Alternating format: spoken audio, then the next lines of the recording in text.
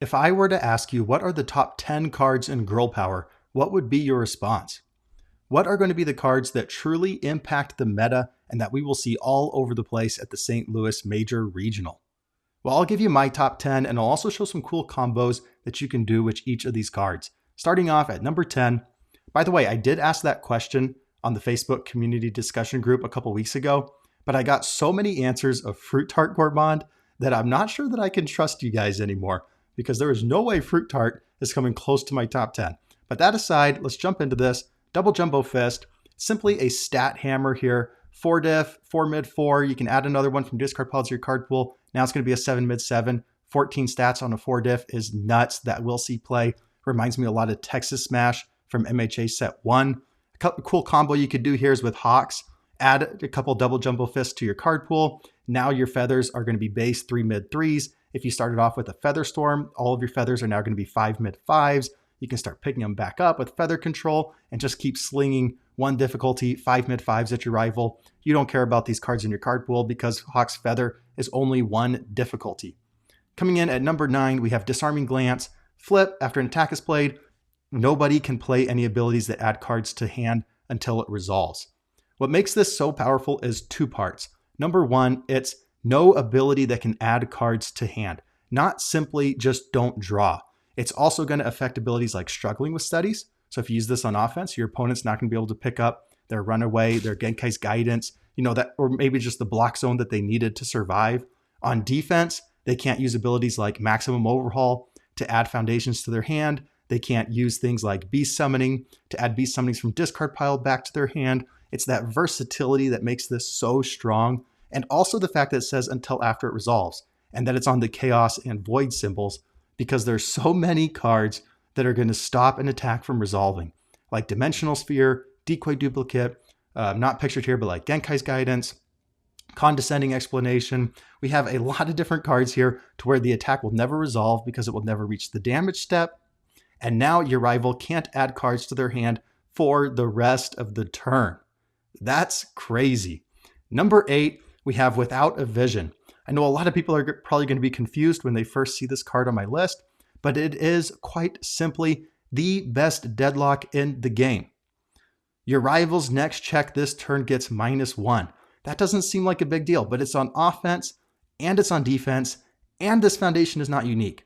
If you have 2 of these in your stage and your rival goes into deadlock, they are on permanent breaker 2 for the rest of the game. Not only that, but these are nasty on offense because this just stacks up. If your rival chooses not to block, doesn't make any other checks, that enhanced step, then this minus check to the turn is just going to stack up. Now it's going to be -2. Now it's going to be -3. Now it's going to be -4, and it snowballs from there. It also has this nice ability, commit, discard 1 card, draw 1 card. Your rival's next check this turn gets -2, but you're not playing it for that. You're playing it because it's the best deadlock enhance in the game, bar none.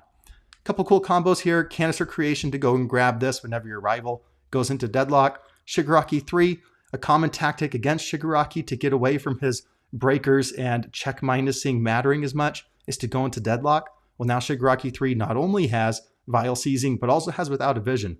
And he can selectively use Without a Vision. Does he want that check to go towards your block, or does he want that minus to your check to go towards his enhance so that he can draw? He gets to choose. At number 7, we have Canister Creation Strike.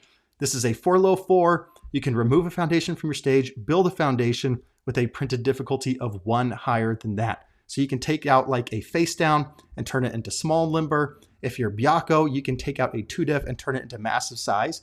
Because of massive size static here, this card gets -2 difficulty. If you have more health than your rival, that is live even in the discard pile. So it's basically a 3 difficulty foundation in the discard pile. Byakko is adding damage equal to the highest foundation's printed difficulty. So getting a Canister Creation Strike and getting that massive size in very, very early can be a big deal for Byakko. I am convinced that there's going to be some broken combos with Creation Strike. Now, from a stats perspective, Creation Strike can still get there because of the bottom enhance. Spend a momentum for 1 damage for each face-up card with exactly 1 copy in your stage. Typically, it's going to be like, hey, you got an extra 4, 5, 6 damage, something to make this quite potent as a lethal card as well. At number 6, we have a basic utility card here, 4 difficulty, 4 high 4, turbo speed dash. After this attack resolves, if it dealt damage, draw 1 card. If your rival has 8 or more foundations, draw 1 card. So if your rival has 8 or more foundations, this will just simply always draw you a card. But also if they allow it to deal damage, this is a 4 high 4, draw 2. This is very similar to Mob Strike for me on the Order and Void symbols. It also has EX3, and I really like this card with anything that gives it speed.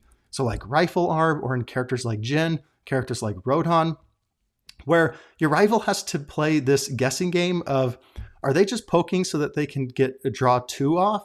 Or if I block this, are they going to be able to kill me? It sets up this win-win for you and this lose-lose for your rival. They don't want to block this 10 speed turbo dash, and now that you're going to be able to draw 2 cards. If they do block a puny 4 damage 10 speed move, then now you might be able to kill them because they blocked the worst card that they could have blocked. You know, they blocked your 4 damage move. Now you're going to be able to get all of your higher damage attacks through. At number 5, we're now into the top 5 cards in Girl Power. We have Patchwork Baby. This is just another stats card and all the keywords that you need on it card. This attack is X speed. X equals the highest keyword rating you played this turn, has stun 2 on it. It'll always be at least 5 or 6 speed. This attack gets 1 damage for each different keyword in your card pool, has 4 keywords on it, so it'll always at least be a 5 mid 5 stun 2 with EX3 and powerful 3.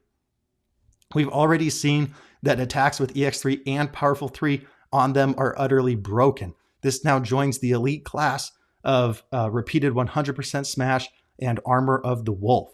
You can combo it with cards like Mesa Mallet to where now you have all of these keywords in your stage. Now it's getting plus 8 damage for keywords in your stage. Mesa Mallet also sometimes nets you a momentum, and you can spend that momentum on the EX3 or powerful 3 on Patchwork Baby, or you can use it in cards like Mecha Godzilla. Because it's a 5 difficulty attack, it'll draw you a card, and now he gets to choose whether or not he gets to discard a card from his hand for that powerful effect or the EX effect.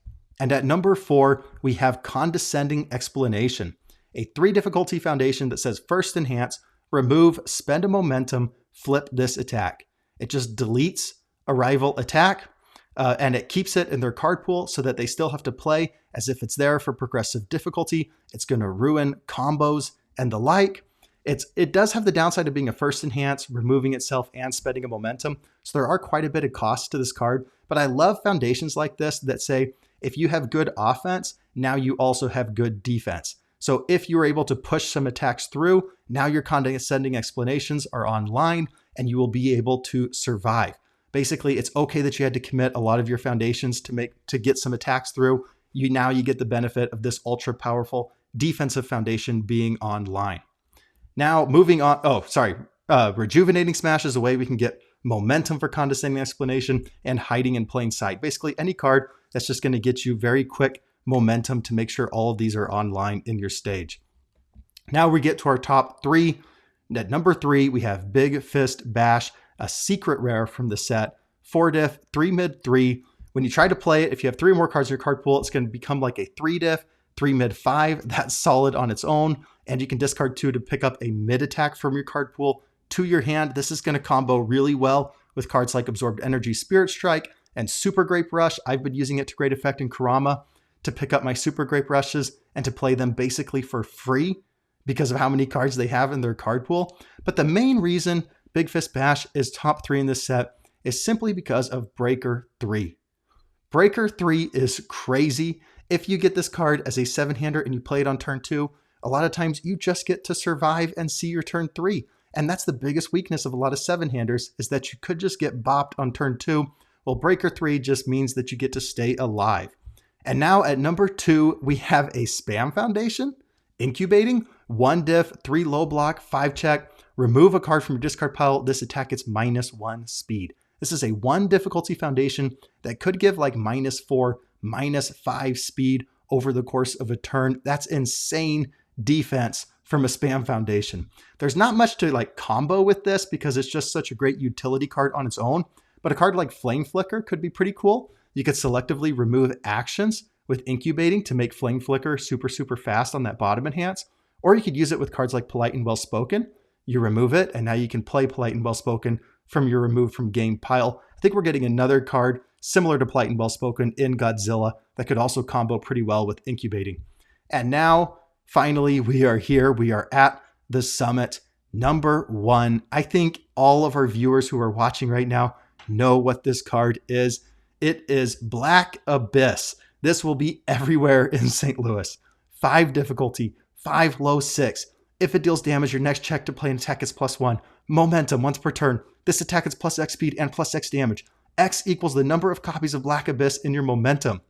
So if you have 2 Black Abyss in your momentum, you're going to get 2 instances of +2/+2 and +2/+2. If you have 3 of these in your momentum, you're going to have 3 instances of +3/+3. That's +9/+9 over the course of a turn. If you're a character like Amajiki, you can then flip them and unflip them.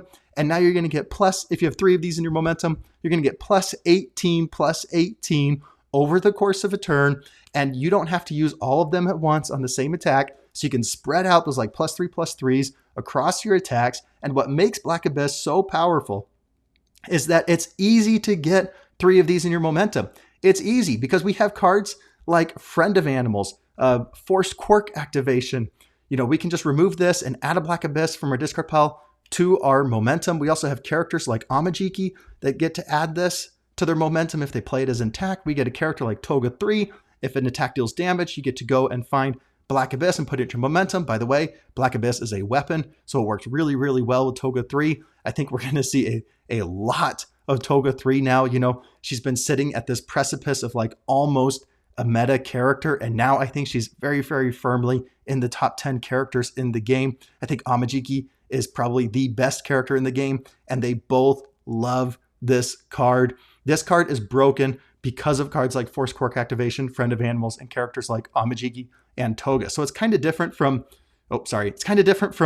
Incubating in the sense that Incubating is in the top 3 because it's just so great on its own, right? It doesn't rely on its combos to mean it's great. It's simply a spam foundation that's saying -1 speed to all of your rival attacks. Black Abyss is here because of its interactions with other cards. If we didn't have ways to cheat Black Abyss into momentum, it wouldn't be that unfair because it would be quite unlikely that you actually see 3 Black Abysses early and then that those attacks actually deal damage so that they can get to momentum. It would be this very fair attack.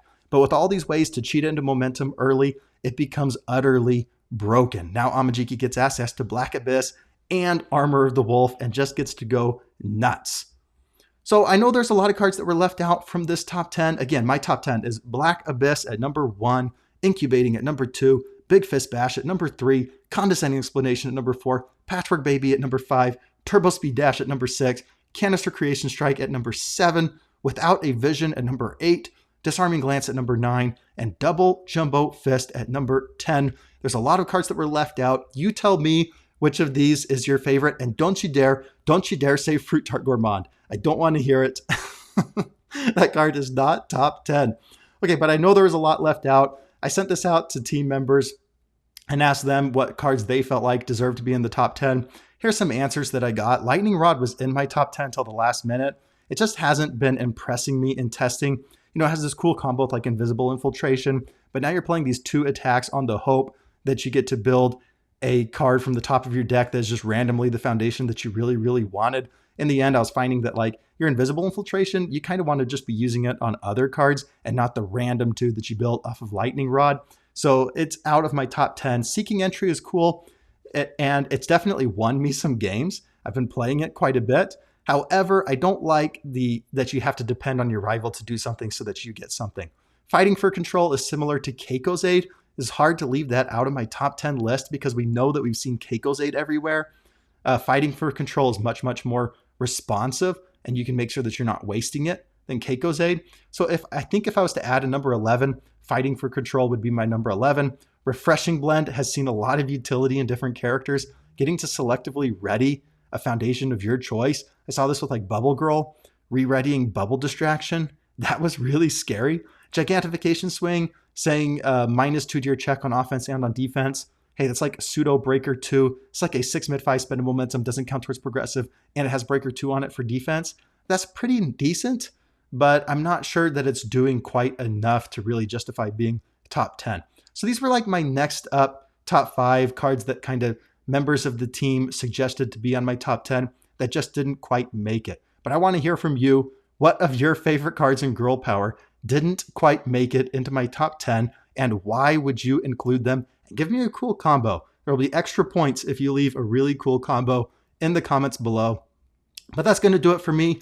In the end, I think their Girl Power is giving us a lot of cards that are going to impact the meta. This is kind of an underrated set. For as much as this set was kind of put down early, I think we're actually getting a lot of very, very powerful cards in this set. I'm really excited to see how Girl Power affects the meta. Again, guys, I've got a Godzilla Girl Power event coming up June 8th.